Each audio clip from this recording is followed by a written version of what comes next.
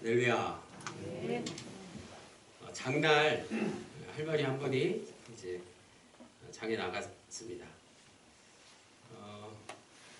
근데 뒤에서 자꾸 누가 자기를 부르는 거예요. 같이 가 처녀, 같이 가 처녀, 이렇게 불렀어요. 그래서 야, 그래도 아직 내 뒤태가, 내 이 몸매가 아직 괜찮구나. 그래서 이제 보초기를 다시 끼고 뒤를 돌아봤더니 그 소리가 더 분명하게 똑똑하게 들렸습니다. 갈치가 1,000원, 갈치가 1,000원이 가치가 1,000원, 이렇게 들렸다는 거죠. 착각은 뭐죠? 자유입니다. 착각은 자유인데 사람은 누구나 착각을 하면서 사는 존재라는 것이죠. 착각에서 빨리 벗어나는 게 상책입니다. 착각에서 깨어나면 내가 처한 상황을 이해하는데 이전보다 훨씬 더 도움이 될 수 있겠죠. 그런데 대부분의 사람들이 착각을 이제 계속 하다 보니까 이제 편견, 고정관념 같은 게 되어버리고 마는 것입니다. 근데 우리가 정말 주의해야 될 게 있죠. 성경 말씀을, 이 성경, 성서를 잘못 해석해서 착각할 수 있다.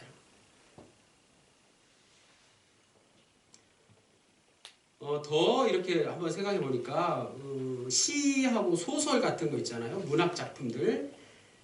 그것을 이제 읽는 그대로, 문자 그대로 이렇게 해석하면 굉장히 곤란해진다는 거예요. 김민기님의 유명한 그 시, 아침 이슬, 양희은 님이 부른 그 아침 이슬이라는 노래 다 아시죠? 긴 밤지 새우고 풀린 마다 맺히고. 그 노래가 금지곡이 됐어요. 착각해서 해석을 잘못했어요. 이 얼마나 안타까운 일입니까? 그게 가장 큰 고문이에요. 그 명곡을 금지곡으로 시킨 게 얼마나 그 큰 고문입니까? 문학작품의 작가가 의도하는 그 메시지를 우리는 어떻게 하면 제대로 해석할 수 있을까요? 그 독자의 과제가 바로 이것입니다. 작가는 효율적으로 메시지를 전달하기 위해서 이야기를 창작하고 꾸미고 편집하는 것이죠. 그 속에 은유법, 직유법, 비유법 이런 것들이 다 들어있죠. 세심한 배려가 녹아 있습니다. 그래서 아무도 작가가 그 꾸며낸 그 허구를 가지고 거짓말이라고는 잘 생각하지 않습니다. 그렇죠? 시나 소설을 쓸 때 작가는 철학적인 사고를 바탕으로 해서 역사적인 배경과 인간의 심리를 철저하게 분석해서 쓴다는 거예요. 결국에 작가의 메시지를 제대로 이해하는 것은 작가의 노력을 독자가 따라가야만 가능하다는 것이죠. 자, 꾸며낸 이야기가 오히려 우리의 삶을 더 풍성하게 만들고 우리의 삶의 본질을 알 수 있게 한다는 사실입니다. 꾸며낸 이야기가. 마찬가지 성경에는 예언서나 계시록 같이 매우 독특한 말씀들이 있습니다. 다시 말해서 오늘 본문 읽으실 때 여러분 느낌이 어떠셨나요? 종말에 대한 묵시적인 그런 묘사가 있다는 것입니다. 시나 소설이나 다를 바가 없는 표현들이라고 할 수 있죠. 물론 사도 바울이 당대 최고의 석학이었고 문학과 역사와 철학과 신학을 두루 섭렵했기 때문입니다. 사도 요한도 그러한 작품을 남겼으니 요한계시록이죠. 자, 오늘 본문을 통해서 묵시문학의 진수를 한번 다 함께 나눠보겠습니다. 13절 후반부에 보면 이는 소망이 없는 다른 이와 같이 슬퍼하지 않게 하려 함이라 이렇게 말씀하고 있습니다. 그리고 또 비슷한 이야기가 18절 마지막 절에 있는데 간단해요. 이런 말로 서로 위로하라. 통하는 말입니다. 데살로니가 교인들에게 뭔가 슬퍼할 만한 일이 있었고 위로받을 만한 일이 생겼다는 것입니다. 초기 기독교인들은 자신들이 살아있을 때 예수님이 재림할 것이라고 믿었습니다. 그죠? 자신들이 살아있을 때 부활하신 주님을 만나게 될 거라고 믿었다는 것이죠. 그 내용이 사도행전 곳곳에 잘 나와 있어요. 사도행전 2장 43절 47절에 예루살렘 교회 교우들은 재산과 소유를 다 팔아서 필요할 때마다 사람들에게 나눠주고 함께 모여서 공동체 생활을 했습니다. 또 사도행전 4장 32절 35절에도 반복해서 이야기가 나와요. 한마디로 초대교회는 한마음 한뜻 공동체였다는 것이죠. 그 초대교회 한마음 한뜻 공동체를 요즘 이 시대의 한국교회가 하기 힘들죠. 그때하고 상황이 틀리다는 거예요. 구호로만 그냥 붙여놓을 경우가 많습니다. 초대교회 공동체는 분명히 틀렸습니다. 예수님이 곧 재림하고 세상이 끝난다는 것을 생각하지 않으면 한마음 한뜻 공동체는 불가능한 거예요. 오늘 본문에 나오는 데살로니가 교인들도 초대교회 성도들과 똑같은 생각을 했을 것입니다. 문제가 생겼어요. 어떤 문제냐? 데살로니가 교인들에게 문제가 생겼으니까 그것은 부활의 주님을 믿고 고대하던 교우들이 하나 둘씩 죽기 시작했더라. 그럼 그들이 어떻게 되나요? 부활하신 주님을 살아서 못 만나잖아요. 그럼 어떻게 될까요? 천국에 혹시 못 가는 거 아닐까? 뭐 이런 생각. 재림의 지연으로 인해서 많은 것들이 혼란스러웠습니다. 오늘 우리는 그다지 심각하게 생각하지 않지만 당시 사람들에게는 매우 절절하고 간절한 것이었어요. 그들이 따르던 스승 예수는 십자가에 달려서 처형당했고 또 하나님 나라의 운동은 실패같이 여겨졌습니다. 하지만 초기 기독교인들은 예수님의 부활을 통해서 저 십자가에 죽으신 그 예수님의 그 보혈의 피가 자신들의 생명이 되는 구원의 길이라고 굳게 믿었습니다.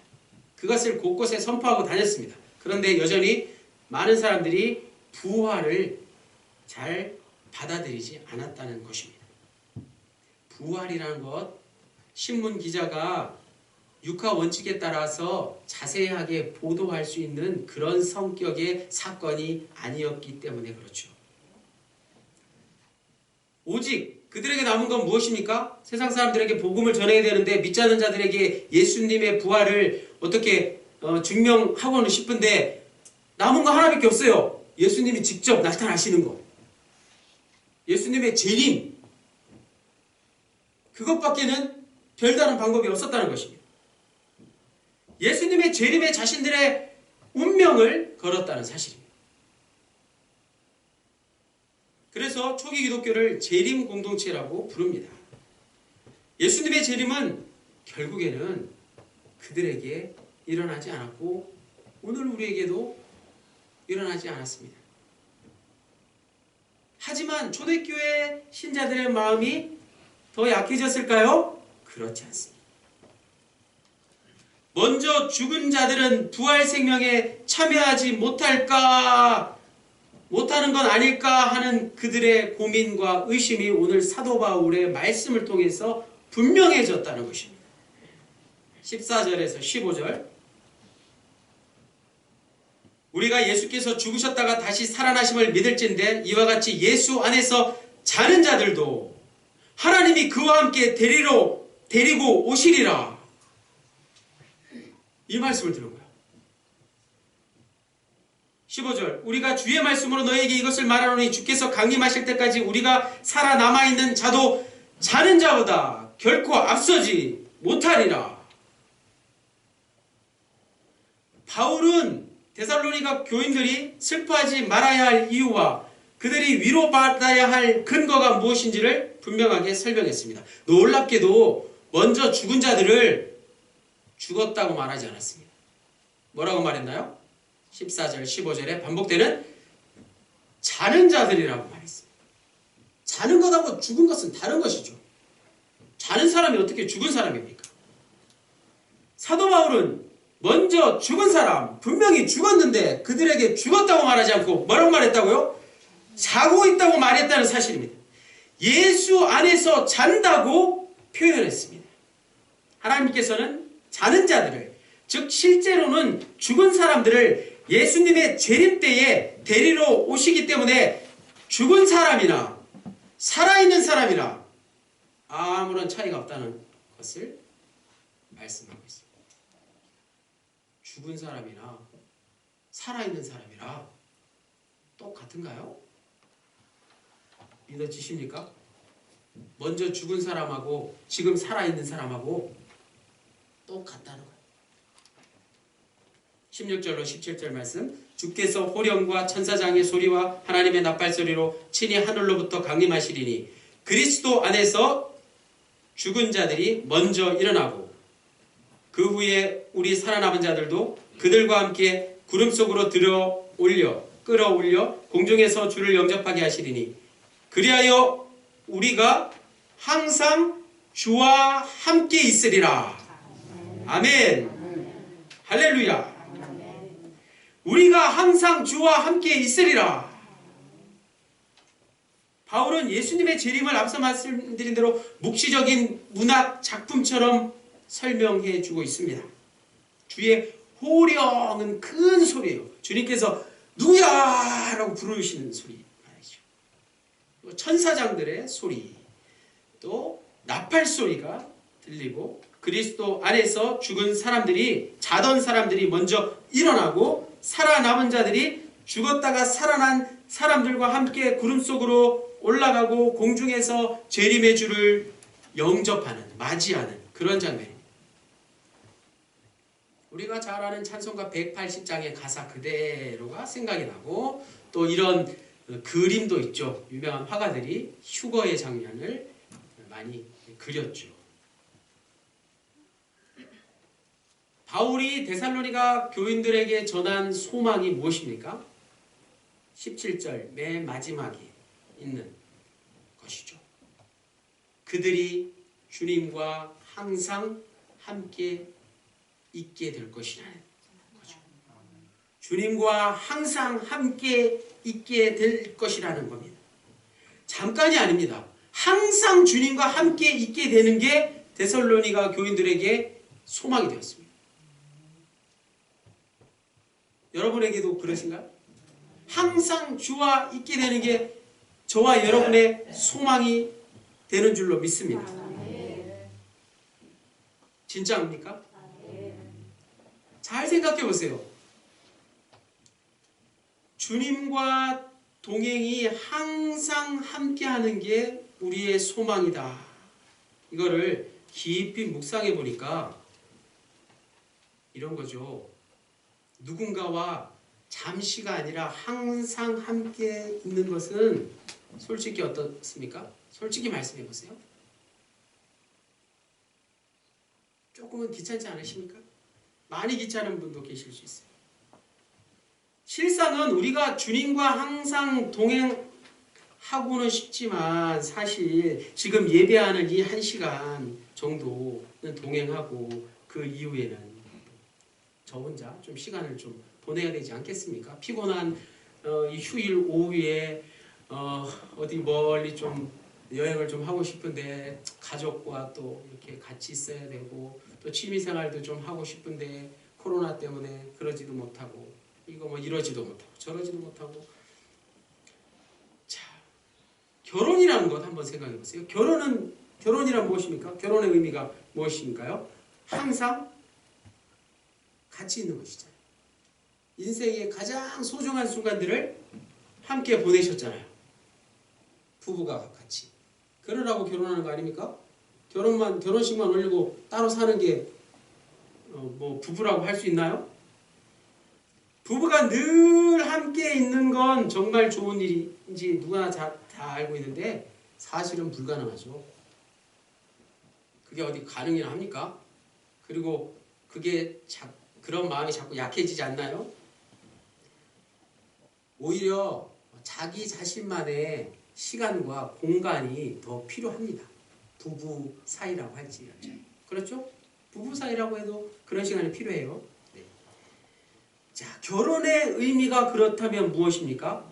결혼의 의미는 결혼을 해서 늘 함께 할 수는 없지만 함께 있는다는 그 의미의 진정한 의미는 함께 있지 못할 때 겪는 그런 것보다 훨씬 가치 있는 것을 아는 것입니다. 결혼의 의미는 혼자 있을 때 아는 것을 훨씬 초월하는 것이라는 말씀이에요. 혼자 있을 때는 경험할 수 없는 것, 혼자 있을 때는 누리지 못하는 것, 혼자 있을 때 이룰 수 없는 일들을 결혼을 통해서 이루어 나가는 것 아니겠습니까? 서로를 믿고 의지할 때에 결혼을 통해서 자녀도 얻게 되고 가정을 누리게 되고 또 내가 어떤 사회적인 위치에도 오를 수 있는 것, 다 이 소중한 가정이 있기 때문에 그런 줄로 압니다. 마찬가지 주님과 늘 동행하는 것은 인간이 어찌할 수 없는 것들을 할 수 있게 하는 일입니다. 반대로 인간이 주님을 떠나는 순간 생각해 보십시오. 보란듯이 죄를 향해 나아가는 게 우리의 속성입니다. 주님 곁을 떠나는 순간 우리는 불안과 초조, 걱정과 근심에 사로잡히게 된다는 것이죠. 결국엔 내 안에 내가 어쩔 수 없는 긴 어둠의 그림자를 통과하게 된다는 것입니다. 인간이라는 존재는 하나님을 떠나는 순간 아무것도 아닌 게 되고 맙니다. 그래서 주님과 동행해야 되는 것이죠. 인간에게 유일한 소망이자 참 소망은 오늘 데살로니가 전서 4장 17절에 나와 있는 말씀, 하나님이 늘 함께 하시는 것이라는 말씀입니다. 하지만 여전히 예수님의 재림이라는 것은 손에 잘 잡히지가 않습니다. 이런 본문과 설교는 정말 지루하고 귀에 잘 들어오지 않습니다. 믿음이 좋고 교회를 열심히 하는 이가 있다 할지라도 마찬가지일 수 있습니다. 하지만 걱정하지 마십시오. 재림에 대한 생각이 손에 잡히지 않는다고 걱정하지 말라는 말씀입니다. 나 같은 사람은 초기 기독교에도 있었고 지난 2000년 기독교 역사 속에서도 계속되었고 오늘 우리 주위에도 믿는 사람 가운데도 여전히 있다는 거예요. 데살로니가 교인들 같은 사람들이 주님의 재림을 여전히 손에 확실하게 붙들지 못한 사람들이 있다는 사실입니다. 오늘 우리는 데살로니가 교인들이 재림의 지연으로 인해서 신앙적인 혼란을 경험했다는 사실을 통해서 이것을 분명히 확인할 수 있습니다. 다만 우리가 알아야 될 것은 이런 일들이 계속해서 벌어지는 이유이죠. 왜 이런 일들이 계속 벌어지는 것인가? 우리가 왜 주님의 재림이 손에 잡히지 않는가? 그 이유 말입니다. 우리의 일상의 시간들이 여전히 우리를 지배한다는 사실입니다. 시간 말이에요. 시계. 저 시간은 우리 인간이 스스로 만들어낸 것입니다. 세상의 시간은 그리스어로 크로노스라고 하죠. 크로노스의 시간을 우리가 살고 있기 때문에 그렇다는 말씀입니다. 하지만 하늘나라의 시간은 우리가 지금 연연하고 있는 이런 시간과는 분명히 다르다는 것입니다. 그 시간에 대한 설명이 오늘 본문에 나오는 죽은 사람이나 살아있는 사람이나 아무런 차이를 느낄 수 없는 것입니다. 하나님의 시간, 즉 카이로스의 시간은 우리가 생각하는 것과는 차원이 다른 시간이라는 말씀입니다. 인간이 만들어낸 시간이라는 울타리 안에 사로잡혀서 하나님의 시간을 제대로 이해하지 못하기 때문에 재림이 손에 잡히지 않는다는 말씀입니다. 더 나아가서 예수님의 재림에 자신의 인생을 건 사람이라 할지라도 일상의 무게를 벗어날 수 없다는 사실이 우리를 힘들게 합니다. 먹고 사는 문제 말입니다. 우리는 여전히 물질에 약하고 관계에 어려움을 느끼고 육신적으로 나태해지기가 쉬운 존재들입니다. 그래서 기독교인들의 삶이라는 것은 예수님의 재림을 모르는 사람들의 삶보다, 예수 믿지 않는 사람들의 삶보다 훨씬 더 위태하고 불안할 수 있습니다.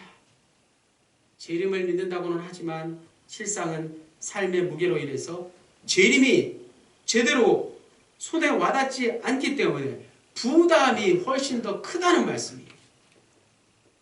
예수님의 재림이 확실히 믿어지기를 원하신다면 오늘 성경의 말씀처럼 이 땅에서 먼저 주님과의 동행을 충분히 경험해 보시기를 원합니다.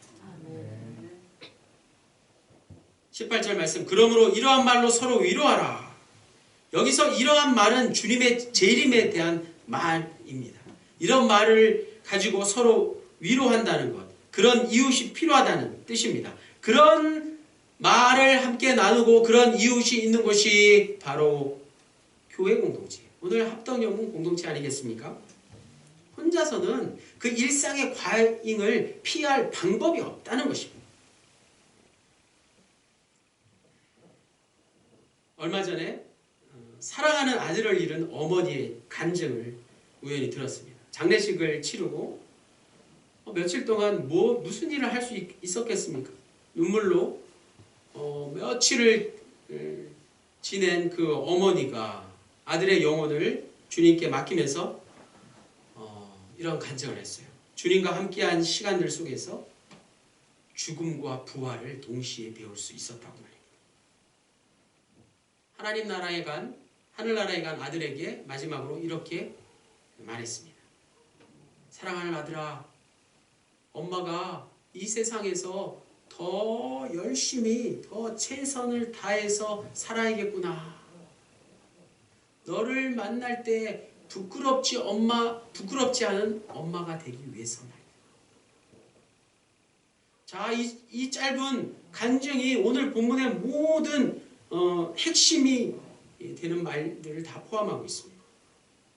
아들의 죽음을 통해서 어머니는 지금 이 세상에서의 삶을 어떻게 살아야 하고 죽음 이후의 삶이 있다는 것을 분명히 믿게 되었다는 것이죠. 죽음이라는 게 나쁜 겁니까? 이 시대는 죽음이 죽은 시대라고들 말합니다. 죽음을 아예 다 숨겨버리죠. 예전에는 아이들이 그 상여를 따라가면서 정말 시신을 직접 보기도 하고 전쟁을 치르신 분들 얼마나 그 시신을 많이들 보셨겠어요? 요즘 아이들이 그 죽은 시신을 볼 수가 있습니까? 죽음이 사라진 시대를 우리의 아이들이 살고 있다는 것입니다. 죽음은 나쁜 거라는 그 고정관념 말입니다. 죽음은 나쁜 것들 가운데서도 가장 나쁜 것이라는 생각을 가지고 있다면 오늘 본문을 통해서 우리는 다시 한번 죽음에 대해서 깊이 묵상해 볼 수 있어야 합니다. 나는 젊어서 아직 죽음 같은 거는 생각할 수 없습니다. 내가 죽음을 생각하기에는 너무 젊은 나이 아닙니까? 젊은 날에는 삶을 지배하는 것처럼 보이지만 죽음을 앞둔 노년기에는, 마지막 때에는 죽음이 삶을 지배한다는 것을 비로소 알게 됩니다. 다행스럽게도 그리스도인은 죽음이 삶을 지배한다는 것을 이미 경험했습니다. 십자가를 통해서. 언제나 죽음과 삶이 동시에 우리와 함께한다는 것 말입니다.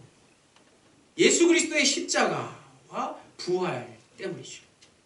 더 확실한 것은 예수 그리스도의 재림이 있다는 것이에요. 예수 그리스도의 강림 덕분에 우리는 죽음과 삶을 동시에 경험할 수 있게 되었습니다. 결국에 삶과 죽음과 삶은 일치하는 것입니다. 예수 그리스도가 처음과 나중이요, 시작과 끝이요, 알파와 오메가가 되신다는 말씀을 우리는 잘 알고 있는데, 그 말씀이 삶과 죽음과 삶이 곧 예수 그리스도로 일치한다는 것을 말씀해 주고 있습니다. 그러므로 주의 강림을 늘 고대하십시오. 주의 재림은 주님을 간절히 기대하며 주님과 늘 함께하는 시간을 통해서 미리 경험될 수 있습니다. 교회력으로 이제 11월 다섯째 주일, 11월 마지막 주일이 되면 대림절이 시작됩니다. 대강절이라고도 하고 또 예전에는 강림절이라고도 했어요. 그 시기 말입니다. 주의 강림은 그동안 우리가 생각하는 어떤 특정한 시간이 아닐 수 있다는 말입니다. 그 시간은 세상의 시간과는 분명히 다릅니다. 그래서 주님은 예수님도 모르고 내 아버지 되시는 하나님 한 분만이 그 때를, 그 시간을 아신다고 말씀하셨습니다. 헤아릴 수 없이 많은 다른 것들에 골몰하고 마음 쓰면서 지칠 대로 지친 우리네 인생 가운데 가장 큰 기쁨과 위안이 되는 영혼의 만족 어디서 얻으시겠습니까? 다른 것으로 얻을 수 없습니다. 단 한 가지를 제외한 그 무엇으로도 채워지지 않습니다.